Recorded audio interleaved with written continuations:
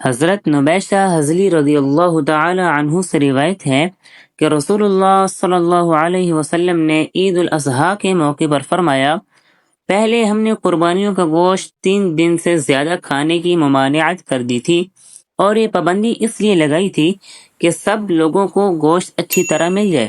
اب اللہ تعالیٰ کا فضل ہے، وہ تنگ دستی اور فقر و فاقہ والی بات اب نہیں رہی ہے، بلکہ اللہ کے کرم سے لوگ اب خوشحال ہیں، اس لیے اب وہ پابندی نہیں ہے۔ اجازت ہے لوگ کھائیں اور محفوظ رکھیں اور قربانی کا ثواب بھی حاصل کریں۔